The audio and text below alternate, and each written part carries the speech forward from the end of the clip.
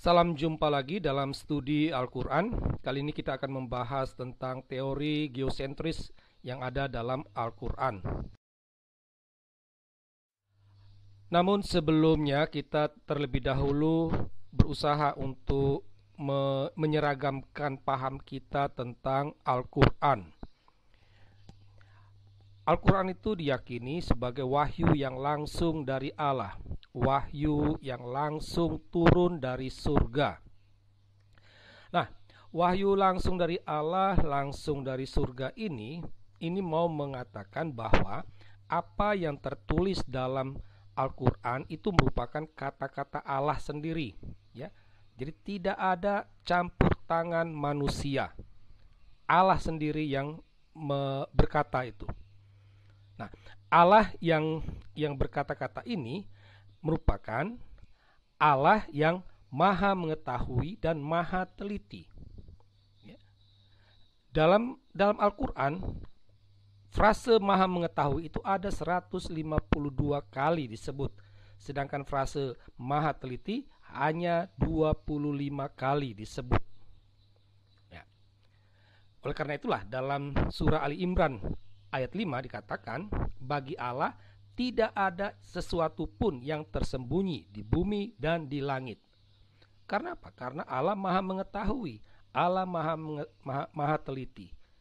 Apa yang diketahui Allah, itulah yang disampaikan kepada manusia, dan itu menjadi Al-Quran. Yang berikut adalah kitab kebenaran. Kebenaran ini berarti dasarnya karena Allah yang menyampaikan itu adalah maha benar.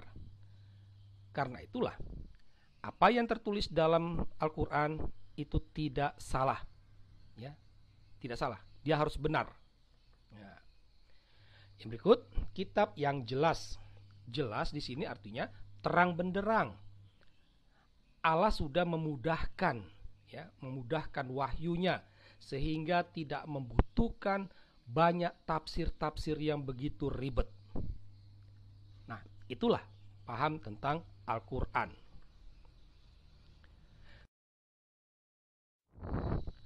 Sekarang kita akan melihat konsep geosentris dalam Al-Quran. Geosentris itu artinya bumi menjadi pusat, sedangkan matahari, bulan, bintang itu dia beredar mengelilingi bumi. Ya.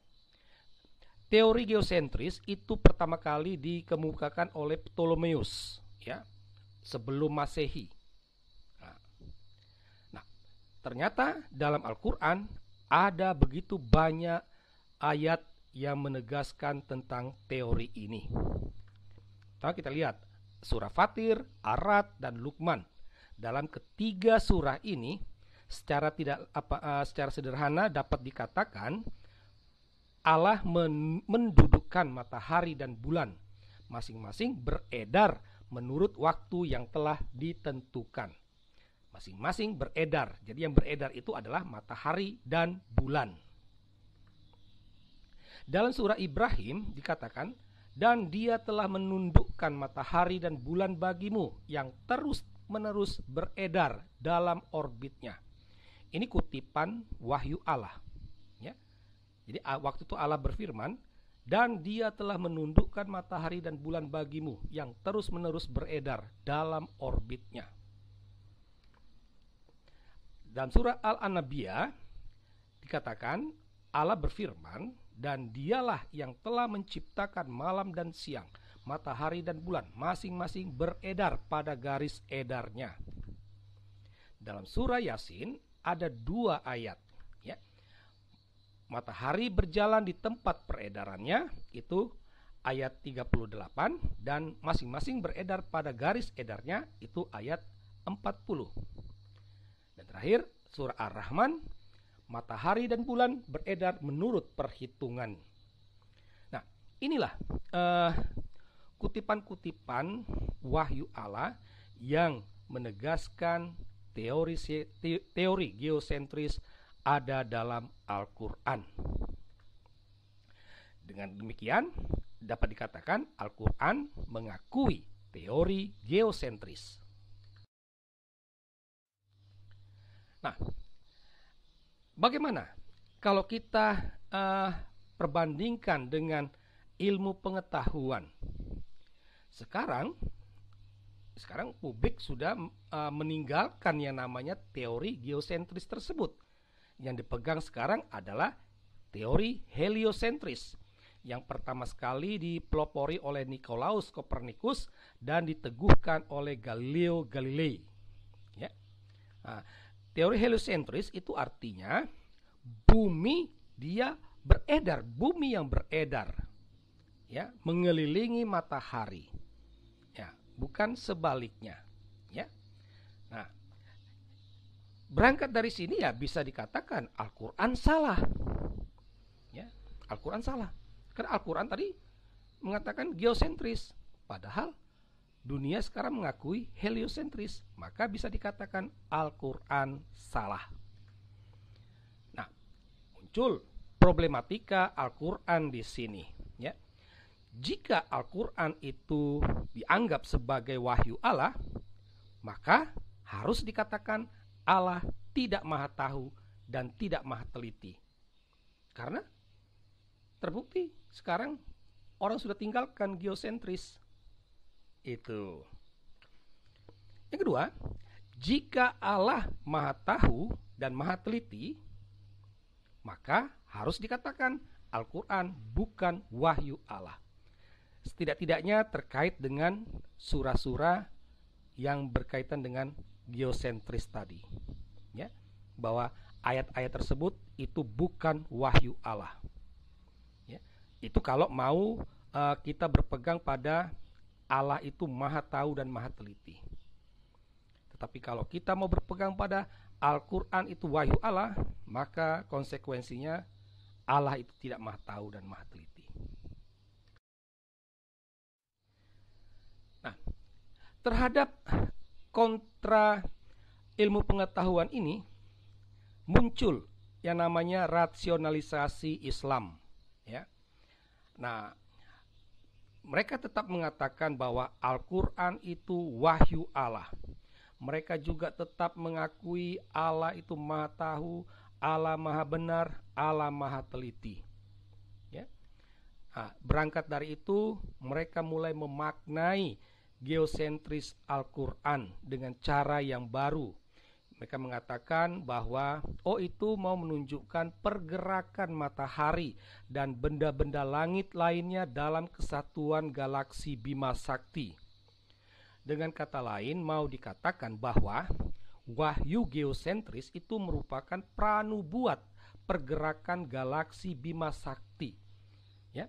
Memang sekarang ini sudah terbukti. Ilmu pengetahuan juga menegaskan adanya pergerakan, ya, matahari dan benda-benda langit dalam kesatuan galaksi Bima Sakti. Memang benar, ya.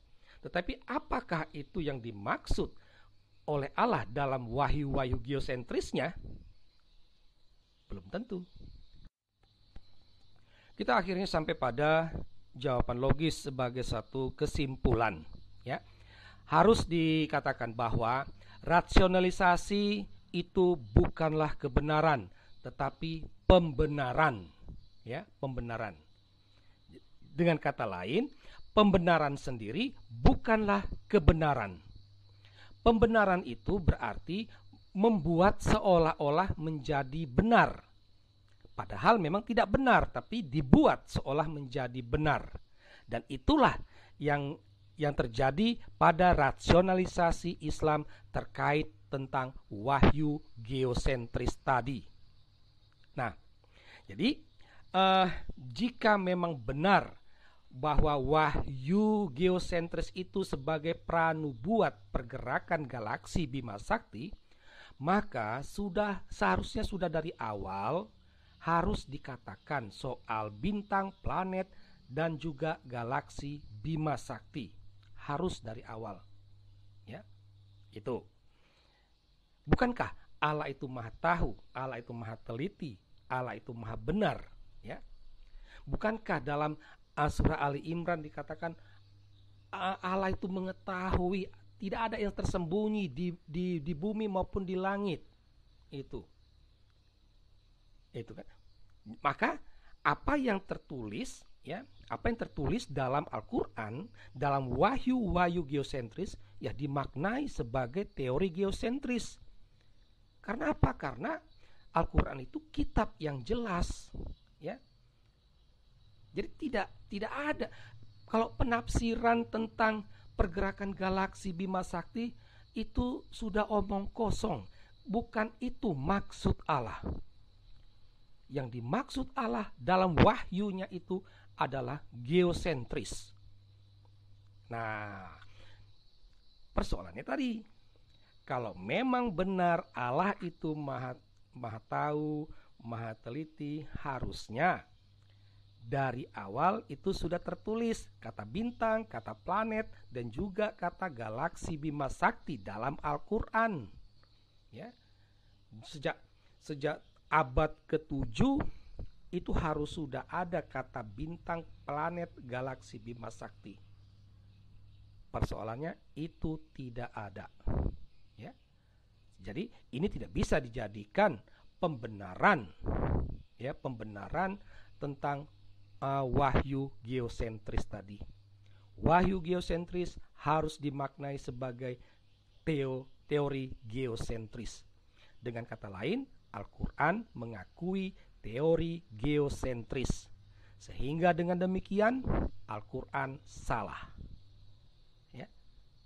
Al-Qur'an salah. Al-Qur'an bukanlah kitab yang benar karena terdapat kesalahan. Sekian dan terima kasih.